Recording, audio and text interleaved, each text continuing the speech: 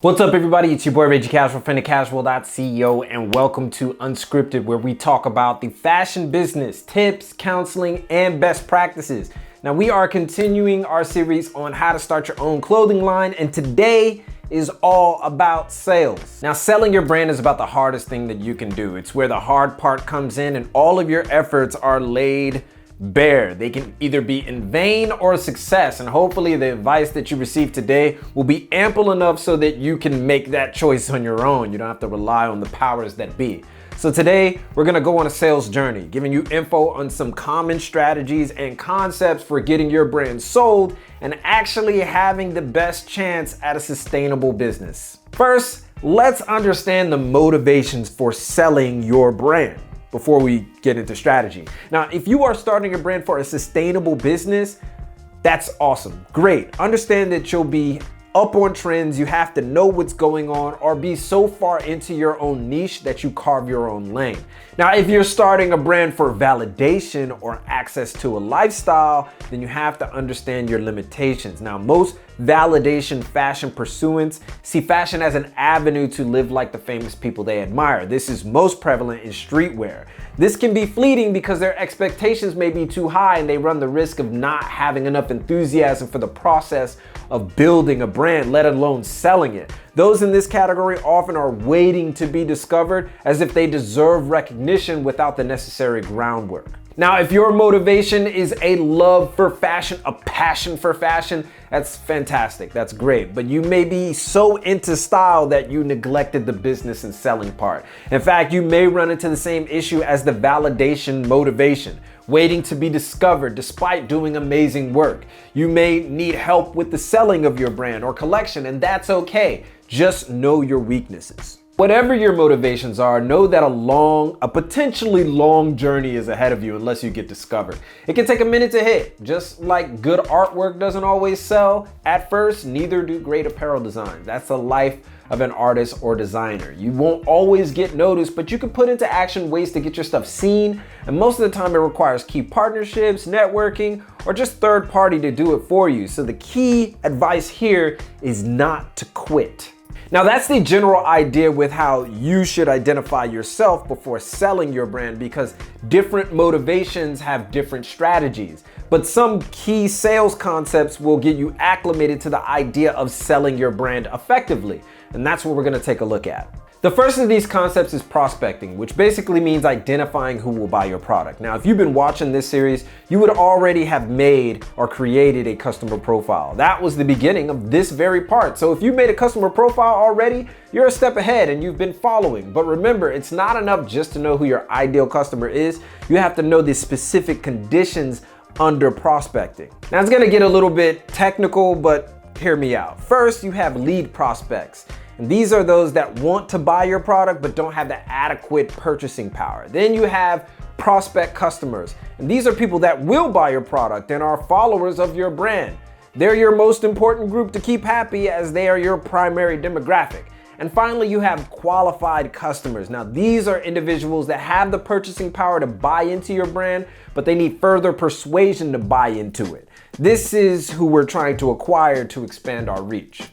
Now, since we talk a lot about streetwear brands, we're gonna go ahead and focus on that. But these strategies can be used in different brands across the board because most street brands rely heavily on co-signing to achieve maximum exposure, turning everyone into qualified prospects. But it doesn't have to be this way. Making something more personal and small can create more of a groundswell and be more effective and intimate than sending out promotions on Instagram and or Facebook. As such, identifying your prospect customers and lead prospects may be way more effective in getting those first sales and that initial following. But how do we do that, you ask? Well, there's promotion. That plays a big role. Gifting prospects and lead prospects with entry point items, i.e. cheap to make and cheap to sell items, often promotional things like patches, pins, key clips, lighters, and various other entry points is a start. But how do we identify lead prospects and prospective customers? Well, you gotta ask questions and do research, of course. Which lifestyle does your brand represent? Where do the people involved in this lifestyle eat? Where do they hang out? What activities do they do? By understanding where they will be before they even are there, you can target your message and build a sales and marketing strategy both on and offline directed at them, letting them know you notice them. The brand becomes about who you represent instead of representing itself, which is highly effective.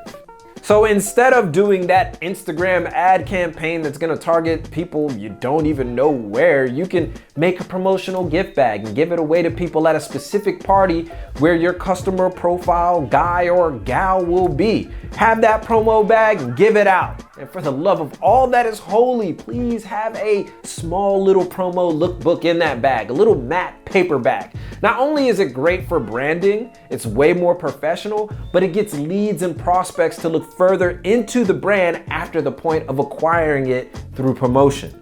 This is the kind of strategy that creates buzz, something like that, getting people involved and engaged. And as an added bonus, you probably will only give the promo bag out to people who can give their email contact info, because follow-up after any type of sale, whether promotional or otherwise, is the last and most important part of closing the sale. So identify your customer and niche directly and target them everywhere. There should be so many people in your brand before you drop each collection, and your network should be vast enough to create a sustainable business model in the near future. But it's gonna take time, and you have to put feet on the ground. Now, I know what you're thinking. A lot of people are thinking this. Identifying prospects in any capacity can be difficult. And yeah, it can be. But it should also be quite exhilarating. I mean, you're meeting the people who will be wearing your brand. And that should be just as exciting as actually making the brand. To know that you effectively reach them means that these initial prospects are all in the same line of thinking as you were when you created it. Now, if you tried to target everyone, then there's no connection, and you'll find it hard to identify who it is that actually makes your brand tick. And that's really important to know, because if you don't, every push or marketing campaign will be haphazard and indecisive. Identifying who will be buying your product, who will be buying into your brand, is the most important part of the sales process. You eliminate a lot of the stress if you can find out where your customers may be located or what they're doing, instead of just shooting in the dark and hoping for sales. We want to guarantee sales, so act local, think global. Get on the ground, network, go outside where these people will be instead of staying within the confines of the internet. So look into getting into pop-ups, showcases, galleries, do collabs with businesses within your lifestyle, in your community. Call blogs, YouTubers that share your view and brand philosophy. You have to curate the whole strategy, so do it. Being a vicious curator of brands, locations, and companies you would consider working with can only strengthen your brand's awareness and validity among the people who you are effectively trying to reach. So understand that. Now, how to close a sale is also important. It isn't just simply buy and then done. Maybe someone's on the fence about your brand. Now, most street brands rely on the caution method or the ownership suggestion method to close a sale. The caution method persuades the potential customer into thinking that your product is limited and they only have a small window of time to purchase. In street fashion, we call this limited or exclusive. Now, the ownership suggestion method, on the other hand, suggests that the customer to buy the product to impress upon their social standing. In other words, if they buy your product, they will be flexing, i.e. they'll be of a higher social standing when people look at them. Now, both methods can work very well when combined with targeting your prospects and leads, so use them frequently to expand the enthusiasm of your brand. But all that is moot if you don't understand your sales channels. Fashion in general relies on specifically two basic sales channels, which is great because they're basic and they're pretty easy.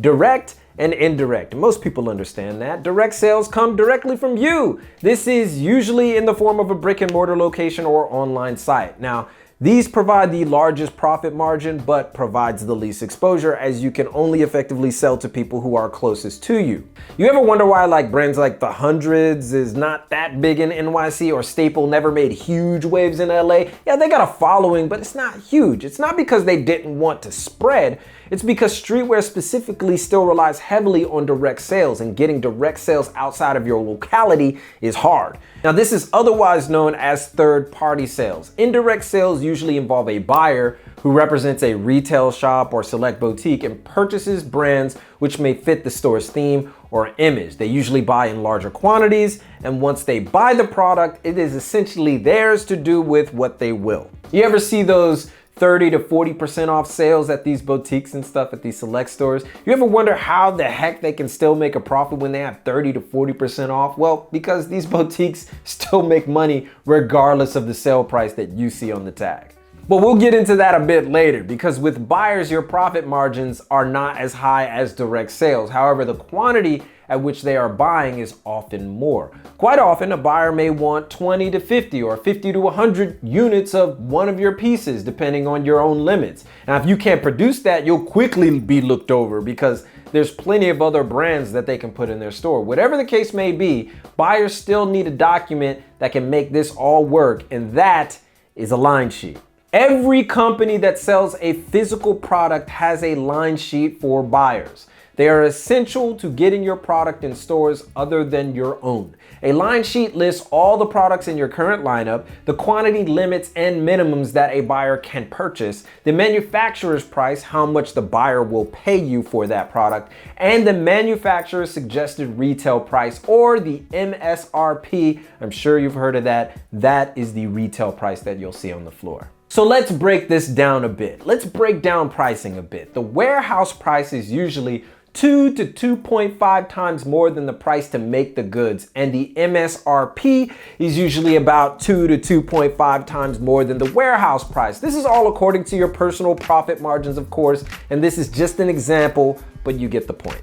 For example, say you have a tee that costs $15 to make, which is an expensive tee, by the way. Take that 15 times 2, which is 30, that's your warehouse price, the price at which buyers will pay for the item. The suggested retail or MSRP should be around $60 to $75, 2 times to 2.5 times the manufacturer's price. And just for fun, let's give the item a 30% discount. Say the select shop is doing a sale. That would make the price of the discounted item $52.50. In essence, the shop still makes a profit of $22.50. So they're still making money, and they can undercut you at any time after they buy the product from you. But most of the time, deals are made so that doesn't happen. However, if your brand becomes popular, they may buy more. The buyer might buy more from you, as they'll have a hard time keeping it on the shelf, at which time you can actually decrease the maximum of your brand to create that limited feel for your brand. It's your choice, up to you. Do you want more and more people to have it, or do you want to keep it limited and tight? And you can even just stop doing buyers altogether and just keep it at your brick and mortar or on your online location. It's totally up to you if your brand gets popular.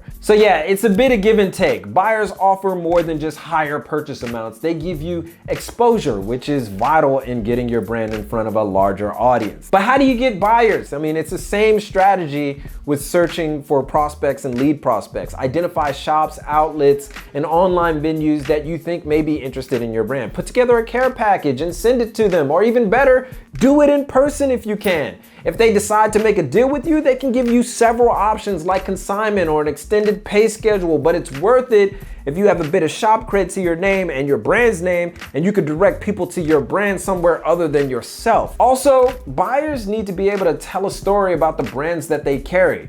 So your pitch and presentation has to be short and sweet. Tell them what you represent. Buyers love hearing words about quality, what you're using, and your knowledge of a specific lifestyle. Now, if a buyer goes back to his management or his team and says something like, oh, these guys only use Supima cotton on their tees, and that's some of the highest quality cotton around. Not only that, but they're inspired by the pop art of Patrick Nagel.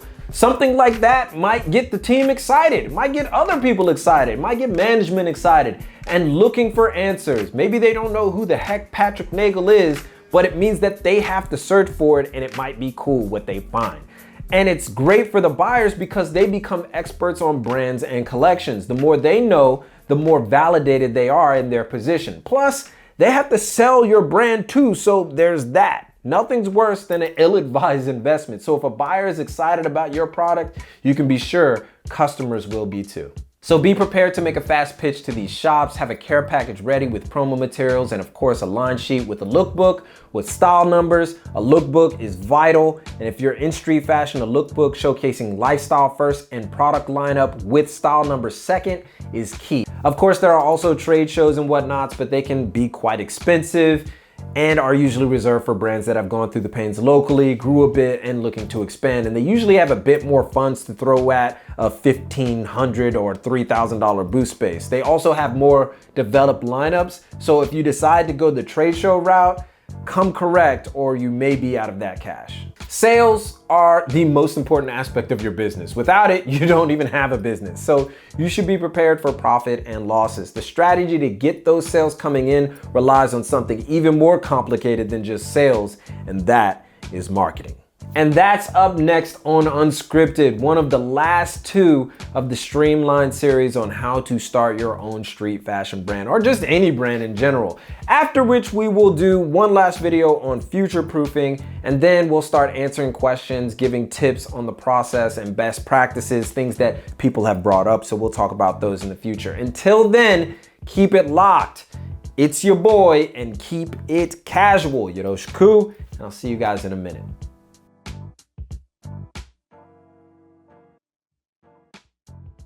You can check out more videos from The Casual by checking these guys out right over here. Be sure to follow us on Twitter and Instagram. You can even follow me personally. That's always fun, just to stay updated on the latest. But most importantly, YouTube からのアップデートのために下の丸を押してくださいませ. To stay updated on YouTube, press the circle below me.